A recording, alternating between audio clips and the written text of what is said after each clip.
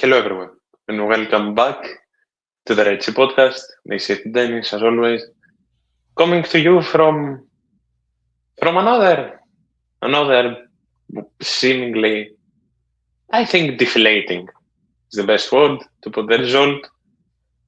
And I really didn't expect going three, even four, because again the draw with Ike was a game. So even four back-to-back football shows being a bit, not necessarily just down in the dumps, because there is issues. Yeah, of course there are, but it's more that I'm feeling a bit lost on how stuff is going, especially domestically. But thankfully, again, I'm not here alone. So, as always, how are you, man? First of all, Good. Same boat as you and I think everybody else right now. It's a very disorienting time, I guess I would say. Um, but I think in times like these, when things are uncertain and not going the way that we had hoped they would, it's the best time for kind of a reframing of perspective. So I think that'll be a good thing to, touch on today and just go through that. I think that will for sure be the main point of talk as it has been, and I it's what we were talking about before. It's not that much on the game. There isn't that much game talk. I mean, after all, there were like what, four big chances, and two of them were the goals by Leverkusen. I think the best thing to open up with is just to throw some respect on the way of Rechos and Pirola. I think that's the main takeaway from the game. I think we already knew that Panos Rechos, the man that has been playing with a fractured hand for the past month and a half, because people seem to be forgetting that. I think we already knew that sort of the only way that he was going to stay out for a while with injury is if his head got cut off. I, I don't really think there is any other thing that will keep this man out of action for Olympiacos, especially in a stage of the season like this, let alone a game like yesterday's. But to Pirola as well, Pirola who has been very, very unlucky lately with injuries. And we're talking about a player that wasn't really out for a long time ever since he first came in. But he struggled, and then he comes back, and then his first start back, that happens. Props on him for wanting to stay on. Like genuinely, that's respect is an understatement. I feel like, but the best decision ultimately, ever since the bleeding never really stopped, the best decision for him mainly was for him to be subbed off. Thankfully, through his own Instagram story, he's fine. But sadly, him being subbed off just derailed the game completely. Yeah, I mean, I think in a way it was almost poetic the way that things went. Like you said, you see that fight and that resilience from Rezos and Pirola, and ultimately, which we can get into, the other player involved in this situation as well. He didn't ask for that. He couldn't control that. It was a freak incident of two players who had nothing but eyes for the ball running into each other, and then that sets you up to just basically have to reshuffle your defense, which is something you never want to do, regardless of injury. And you know that that kind of tragic thing happening being the positive of the game. It kind of sums things up for Olympiacos lately in the sense that there have not been a lot of positives. But I think it was a good example and a good reminder of the character of this team and of this group that includes the manager and the staff as well. And that's why we should stay behind these guys, above all. We'll get into this as well. There's a lot of reaction, there's a lot of head loss, which is usual for Olympiacos and Olympiacos fans. But even in the bad times, they still show us that that fight is there, that passion for the shirt is there. I mean, that even goes back to the tifo that Gate 7 had. That's what it's about, and that's win, that's lose, that's when things are going well, it's when things are not. So it was it's just kind of funny how that works, and something can really sum up the situation of the club. But like you said, I mean, that it emphasizes how important Pirola is to us, and it really, we're at a point right now where losing one of our important guys, I mean, just completely changes everything, and that was the story of the match. There really wasn't any coming back after that. I mean, the center back issue we've had this year, and the choice to not bring in another, may very well be season breaking, but we will get into that when the time officially comes, because with all the chaos going on in the fan base, going off ifs isn't the best idea right now. But yeah, transitioning swiftly into another great example of passion and, in general, just the walking definition of what it means to be a member of Olympiacos, Konstantinos Zoulakis. I mentioned when we last talked, I mentioned that it wouldn't be sustainable to count on Zoulakis again, to count solely on Zoulakis again, but that we needed to show up defensively. And the first half was a mix. The first half was us being better defensively than we were last time, despite Leverkusen adapting to the play style, adapting to what works best against us, which is what I said I was terrified about, and that's exactly what happened. And there was a mix of mostly Poku running through, there's some through balls just sneaking by. It's now back to what you said, that our flanks were nowhere. Roddy picked it up after a while, but still just both sides were being torched alive. And for the first half, Zoulakis was right there, making two unbelievable saves, especially that one-touch volley from like 3 meters out, like a hand's length. But going on in the second half, having Pirola being subbed out, just the defense being completely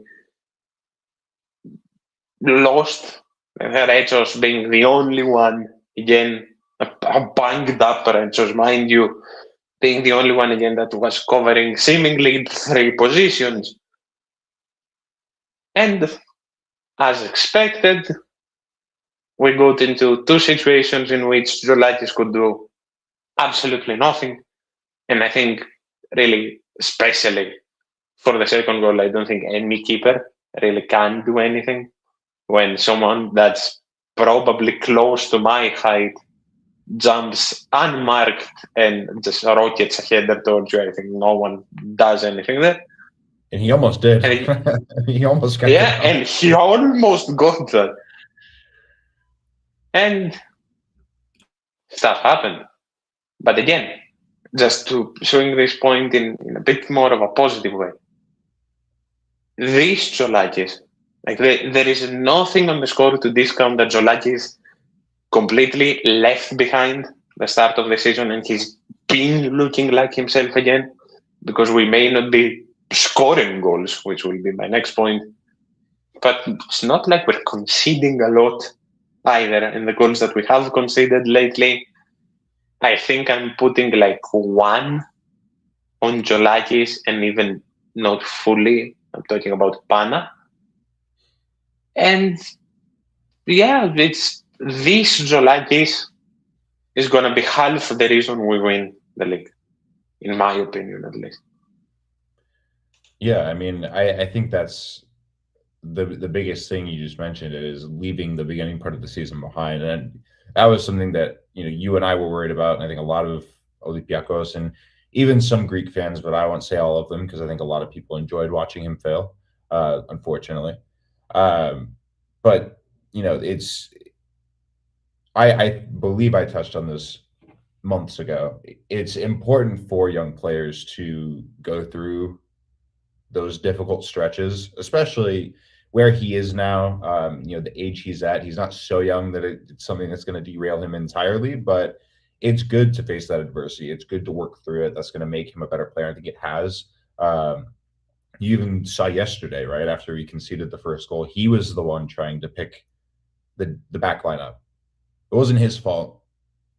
It was the defenders and both of the center mids who didn't pick up the run. He was the one trying to lift the spirits and get the guys to come back and focus back in. I mean, that shows the kind of character he's developing. Goes back to what I said on Monday, which is that I see him being, I see those leadership qualities developing. That comes from being able to work through when you're not doing well and pick yourself up. Then you can start helping pick your teammates up. So again, like we said about Pirlo and Retsos, I mean, it speaks a lot to his character. It speaks to the character I think that a lot of players have in this team. And yeah, he is keeping us attached, even when we're not playing well, right? If Paskalakis is playing against Olympiacos, if Paskalakis is playing against AEK, if he's playing against Leverkusen, I mean, no disrespect to him. He's been a great servant to the club, but he's not Zolakis, right?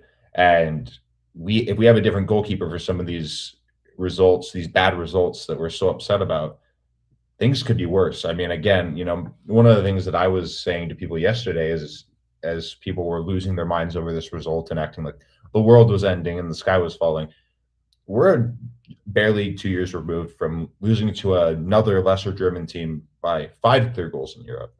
I mean, that's the difference with Zolakis. I think that goes deeper in the rest of the squad as well. But, that's one of the ways that a goalkeeper can affect a match and affect a season, right? How much more demoralized would we be if we were losing these games that we were drawing, or if we were losing these games that we're losing by more? So, I mean, we've talked at length about his importance to this team, but this is where we're starting to really tangibly see it past the intangible qualities that he has. And this is just going to continue his growth and his development. And as we've seen in recent days, that's also equating to concrete interest coming from some of the biggest clubs in Europe. So that's in a sense bittersweet, but as a Greek football fan, obviously you love to see that our goalkeeper is undoubtedly one of the best young goalkeepers in Europe, in the world. I mean, even as an Olympiacos fan, you love to see that there is no. It's an honor, and until a point where you have to come to terms that you'll probably lose him soon. But it's an honor to have these players play for you, to have these players love your club, be part of the family of the club. Like, we've talked at length multiple times about what happened with Kostoulas, Moussa, Jolakis, and the list goes on, right? The list is absolutely endless. But you have to, sadly, as I said, come to terms that eventually that interest will become concrete and those offers will be big. Without wanting to get into transfers that much, I think the record we saw from Babis is going to be nothing by next August. I feel like that record will probably be shattered, not just broken. But to move on from terrifying subject, moving on from the back line to the front. It's the first time in, I think, do correct me if I'm wrong, 14 years where we've gone 3 straight games without a single goal. I think I saw it's the first time since the 11-12 season. And that's concerning. It's not Leverkusen, like, okay, we didn't score against Leverkusen. We didn't really deserve. We got very unlucky with the offside. I'm not disagreeing with that, but it's still offside. And except from that, we got a half chance, maybe with Alcabi. Two Zelson absolute wonder strikes that were saved. Yeah. That was it. Those were our chances. Yeah, and that's exactly what I was going to go for with also Zelson wanting to get his Puskas award for some reason. He deserved one of those, but as a whole, and looking at it more calmly, didn't really threaten Leverkusen except from being very unlucky with Elkabi and Taremi, which God is that an example of how those two don't work well together. Again, it's the situations in which I despise being wrong. But what did I say on Monday? It's the only thing I didn't want to say. The only thing. That was one of the few things that we agreed on as well in our lineups. In my head, it was the debate on whether you started Taremi or Elkabi. I did not think that there was any rationale, as you did, for starting both of them.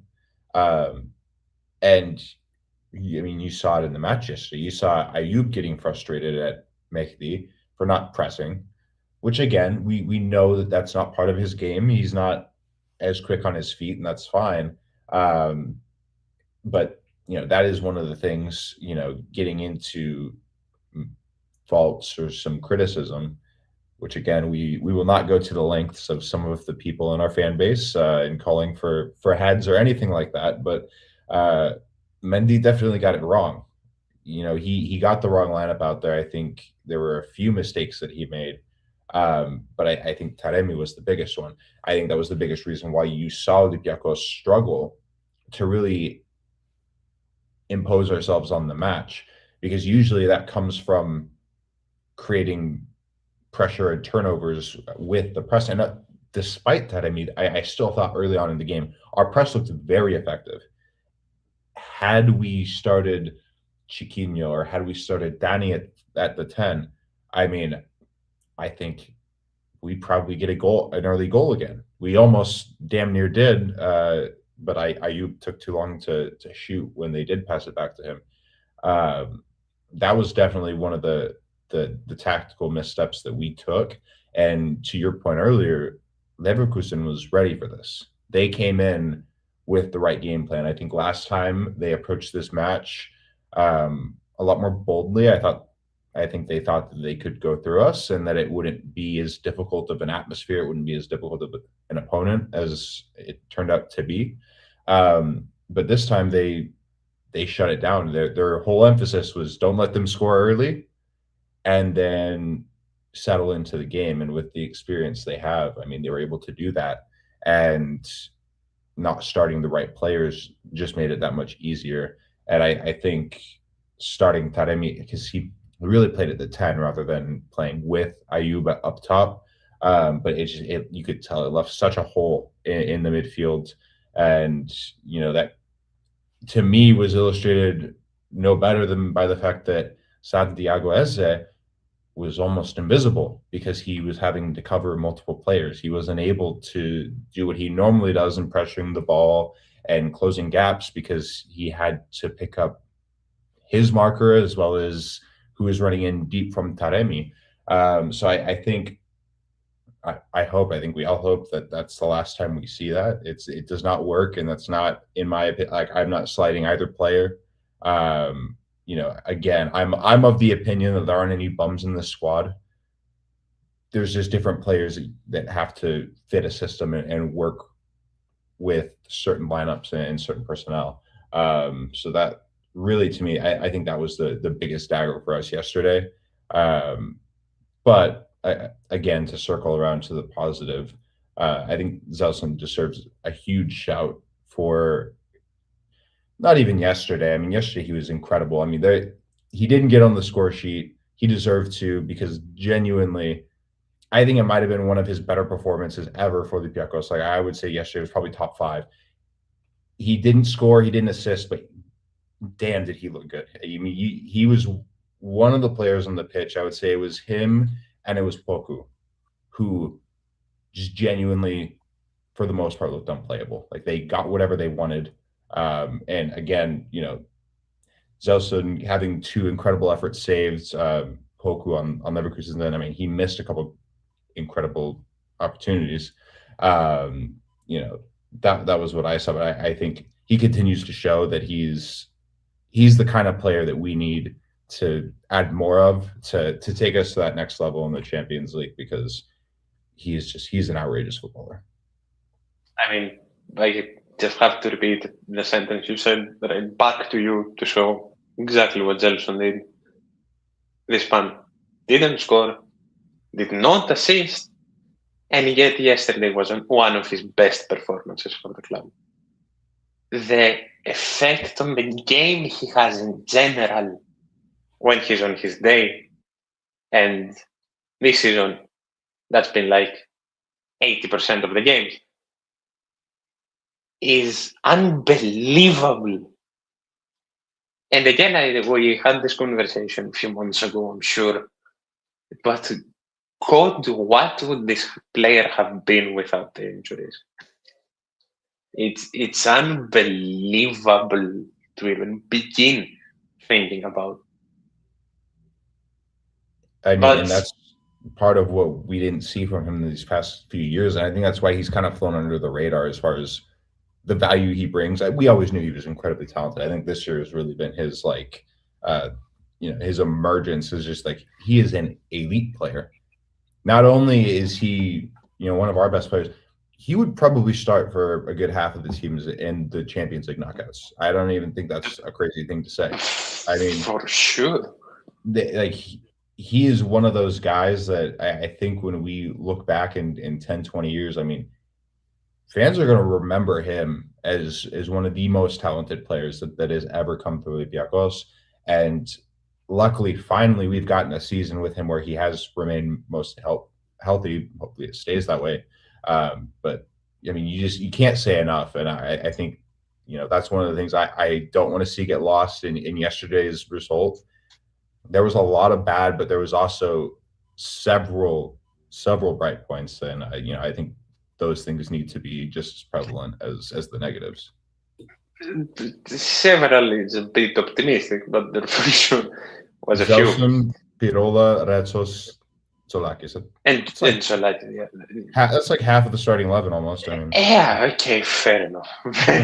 Fair enough.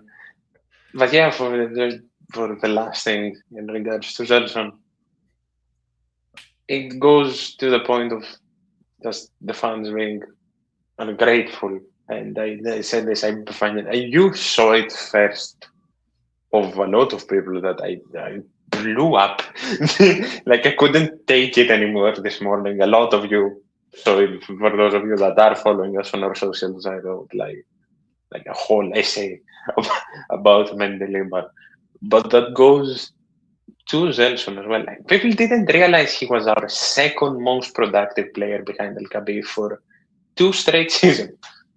People didn't realize that up until it really got brought up in conversation. And this season as well, The game against Livadia, he didn't deserve the renewal, and now suddenly he's a hero. It's stuff to drive you absolutely mad, and I'm getting mad again. But on the other side of the wing, because we have to talk about it, Danny was nowhere. I love the guy. I've sung his praises so much. He's probably one of my favorite players ever to play for Olympiacos. But some adjustment is needed. I mean, I get that Andre Luis starting is gonna take a while, but maybe he needs to, like at least in the league, he needs to get those starts, get more integrated into the starting 11 and have Danny come off the bench. Maybe Danny needs to move into the 10 because, again, not going to go to the lengths that some people are going to say that Danny is finished. It's not. But it's clear that physicality-wise, something needs to change. Yeah, I mean, I think that gets back to one of the things I kept telling people yesterday. It's a bad game. These are not bad players. That applies to Danny, that applies to Biancon yesterday, that applies to basically, I would say, everyone yesterday who did not perform well. Again, as I said, there are no bums in this squad. There's no one in this squad that, in my opinion, is just flat out not good enough to play for us. And again, it's a pretty permeating issue right now within the squad, and that's why, again, I hate seeing people focus in on one player. We're seeing it across the board. We're in a rough patch. It is what it is. But to your point, I think the biggest issue for Danny is the physicality. I think what we saw yesterday was early on, he got bodied off the ball like 3 or 4 times. And I'm talking within like the first 5 minutes. Like there were several times where he just got knocked off the ball and he's expecting a foul and he gets frustrated and then he just shrinks. And when you are 1.70 meters, you cannot shrink any more than that.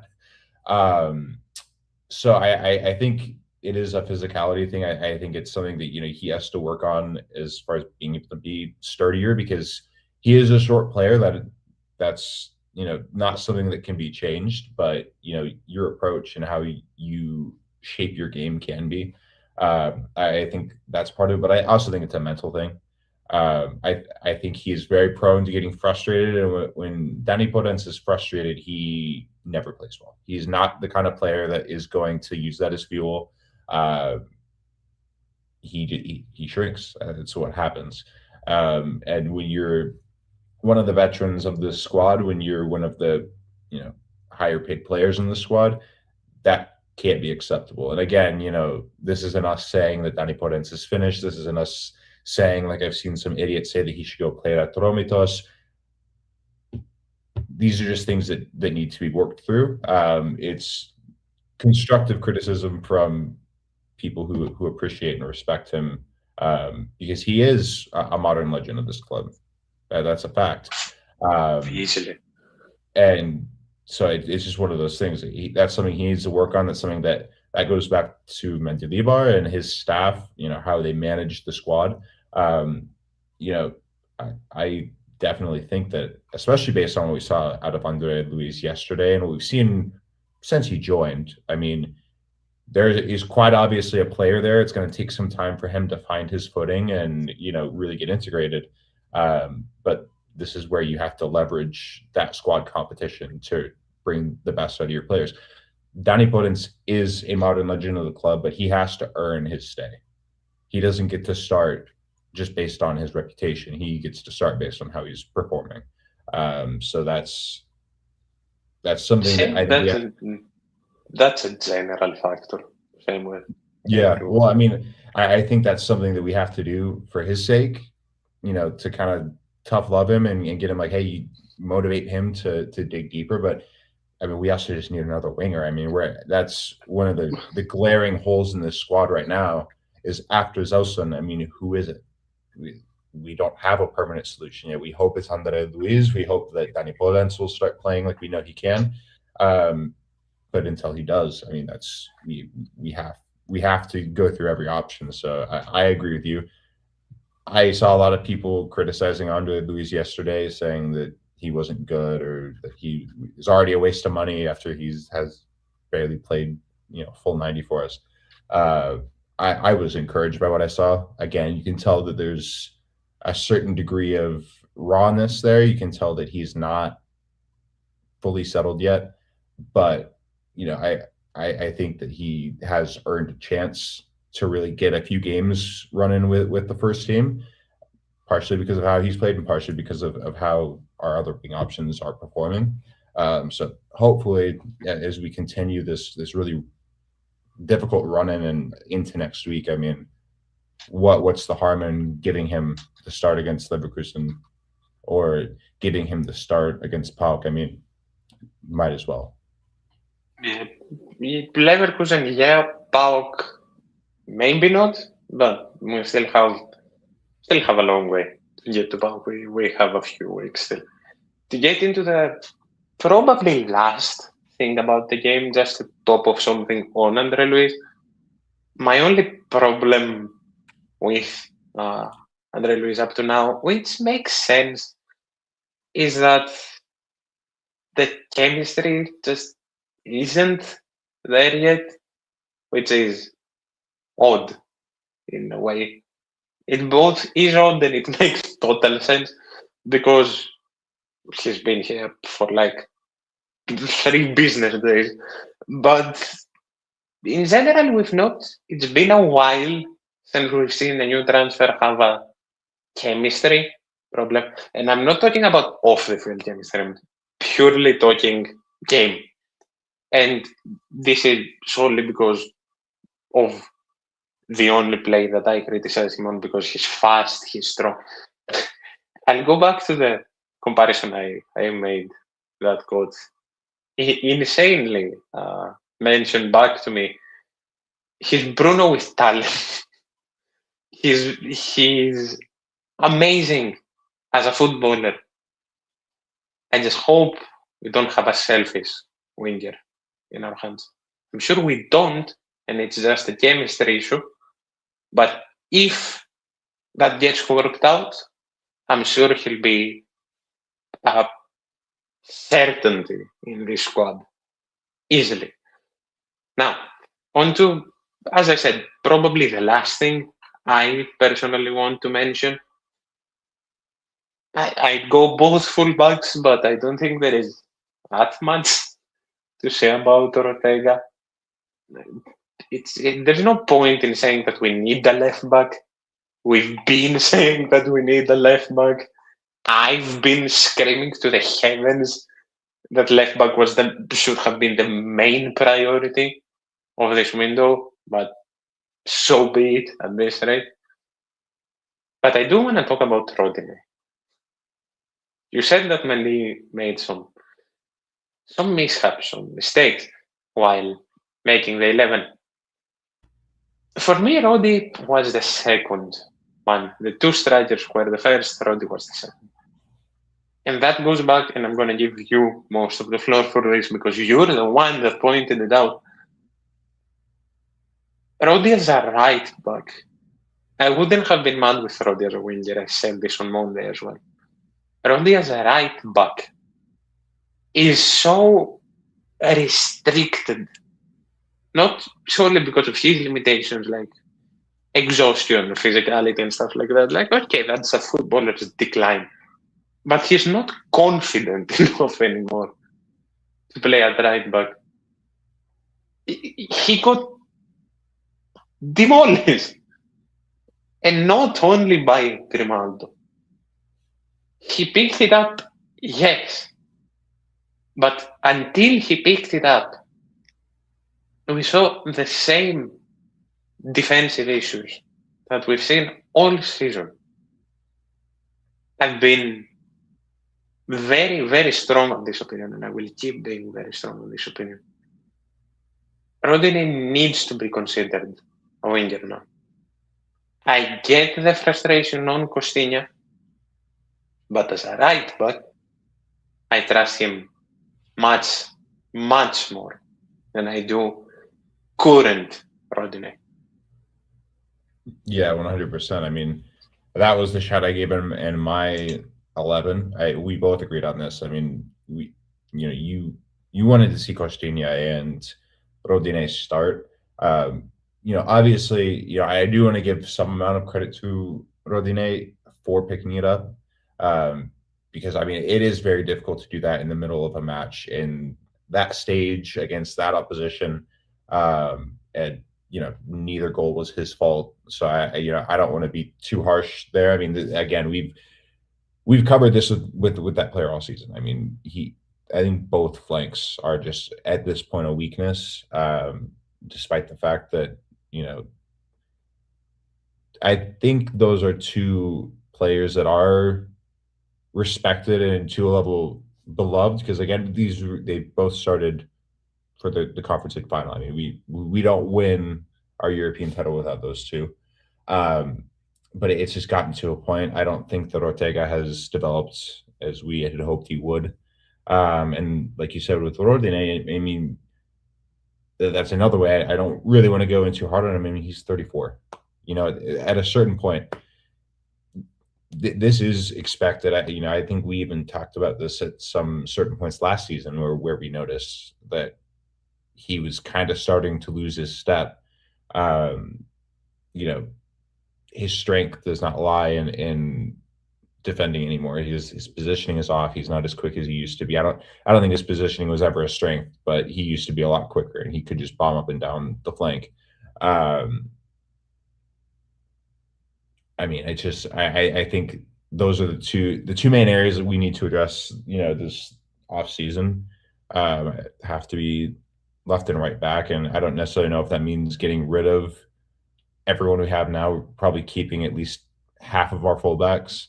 But it is a whole. And I think that also makes it more difficult for players like Arezzo, Sempirola, or Biancon, because when you're playing centrally and you're having to cover your guy and then your fullback's 20 yards up pitch, that's difficult. I mean, I think that's where you see a lot of our center back issues arise as well. You could probably remedy some of those center back issues that we've seen this season if you had more stable fullbacks. So I think that's one of those things where it's like, it's not even just a positional issue, it's a system issue. And we're going to struggle in that department in defending in general, not even just left back, right back, until we are able to find solutions there. I mean, it's certainly a risk to just nuke two positions. That's terrifying in and of itself. I think the first mistake, and I don't know if that's Mendilibar, I don't know if that's Marinakis, I don't know if that's Kovacevic or whoever, I'd have rather taken risk with Athanasiou than keeping Bruno. And I'm not talking about the summer. I get why the loan happened. I'm talking about now, January. Because if you go, I get it's not, of course, Ofi is Ofi and Olympiacos is Olympiacos. But you go see what Athanasiou has done in his first few games. Go see what Bruno has done. And again, it's nothing on Bruno himself. This man is a freak athlete. And I've said this before, he's a freak athlete. And I respect him insanely for that. He'll just never succeed here. And that's why I think down the left, giving Ortega, even as a backup option next season, is a necessity, right? Like, and yet Ortega is not, he's not a consistently amazing player, but he's a very good option. Now down the right, I think Rodinei gets kept, but gets moved up. Like, he should be our third, fourth choice winger next season. Like, not in any way, right? But and on Costinha, it depends. I've said my opinion many times and I'll stick by it that you keep Costinha. Costinha is a very good and still very young player. I'd love for him to stay here. But it depends. It depends on how the season ends. We still have a long way until the summer. And because I know that you probably have to go within the next 5-10 minutes. And I don't really know what else to say in regards to the game. Before we get into just a quick run off of the games coming up and wrap up, any final thoughts on the game itself? Yeah, I mean, I guess this is more of just general thoughts. I think I kind of want to go on a little bit of a rant here. On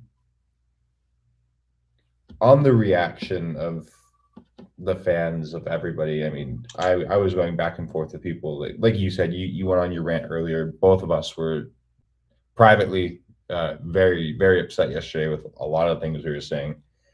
I said at the beginning of the show that I think when you're struggling, it's important to reframe the perspective of what we're talking about. If you go back to August and you tell any Olympiacos fan that we're going to make the Champions League knockouts, we would all be incredibly happy with that. We haven't been in the competition for 5 years. We haven't really competed too well in the Champions League. And God, the last time was 15-16 where we were even competitive in a group.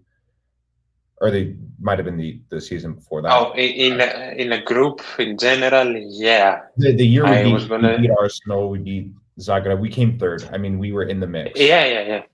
So, I mean, I was going to say that we reached the knockouts 12 years ago. It's been a while. Yeah, I mean, it's been half a lifetime for a lot of us. It's been half a lifetime for me. We would have all been incredibly happy with this, right? And one of the things that I said after the game is just listing it out. Look what we achieved in 23-24. Look what we achieved last season. Look what we have achieved this season. Every year it's been a step up.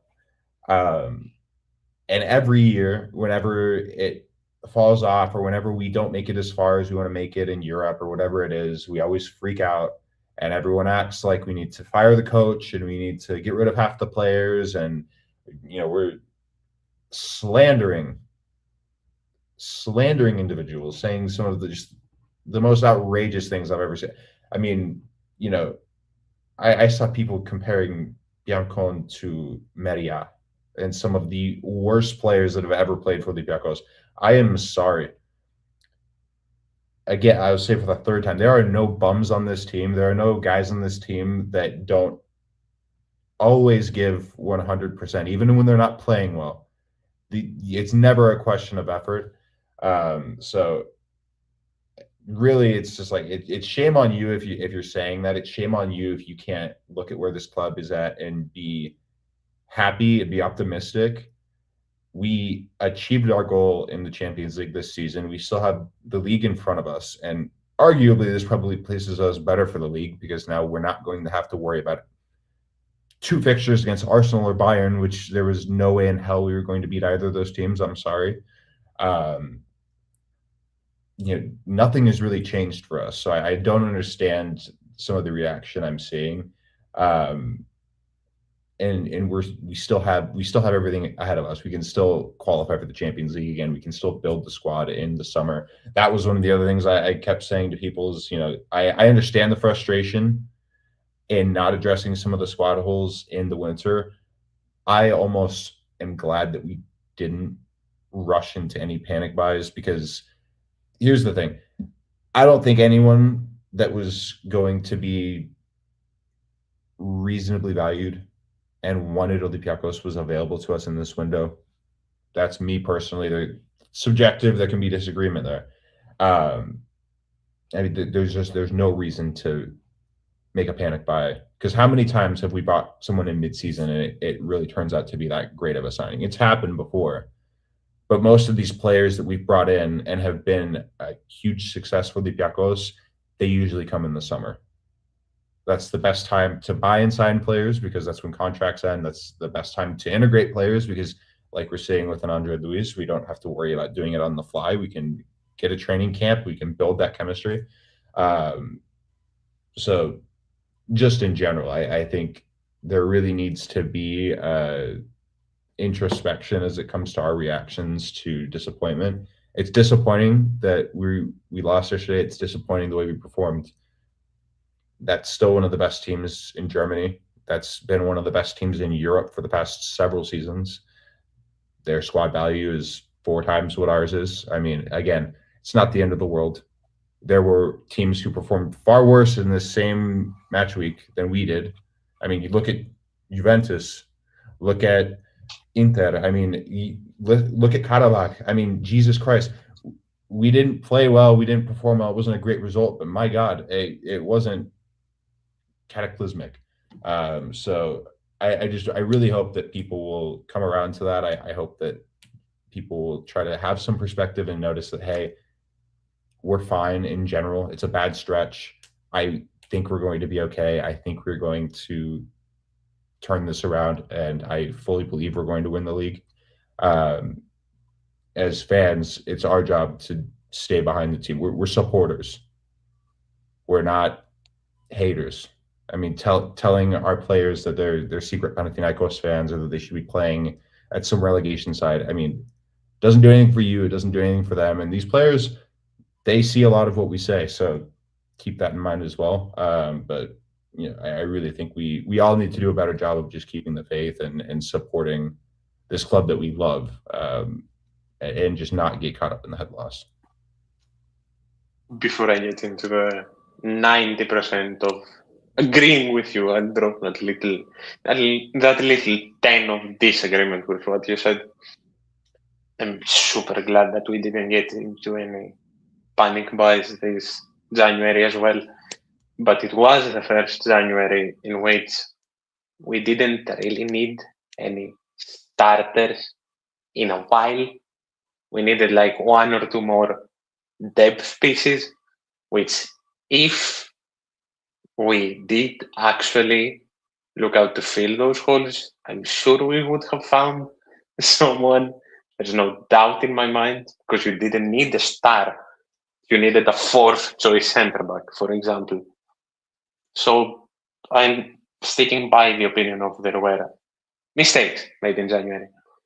But on the more general note of what you said, there is a vocal, thankfully minority, but there is a very vocal minority in our fan base that's both disrespectful, ungrateful, and probably on the less football knowledgeable side of the spectrum. It usually happened solely in basketball, like the toxicity in basketball still is through the roof. But now that stuff kind of flipped and basketball's here and the football's like here, I still don't see much of a difference. As you said, I still think that we'll do great, maybe even qualify in Germany. You never know with this club. Weirder things have happened. And I still think we are winning the league. Like, we need to just tweak like 1 or 2 more things, and I still think we're winning the league. But the toxic environment that social media Olympiacos has been is unbelievable. And closing off, I want to leave with this. As you said, we're supporters. I will call back to an incident that happened. Like, I think it was Pedro's last year.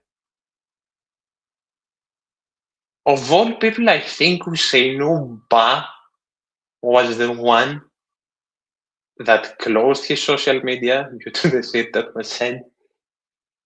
And it's not just him, like throughout the times.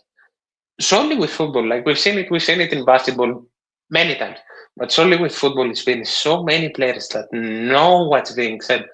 I think Bouchalakis has mentioned it on an interview. Fortounis, Mansouras has said it. Jose Sa, I mean, Jose Sa, has said it. his wife had to speak out. I mean, these are people. It was Sa. It wasn't Hussein Nubar. Thank you. That's the incident I wanted to talk about. His wife speaking up. That's insane. She said, like the shirt of I love you, get seven, σας αγαπάω, what the shirt was saying after all the shit that he had. It's people are on the social media. Like an influencer, a YouTuber said that, and it's been sticking with my mind now that I'm seeing it from the other side as well.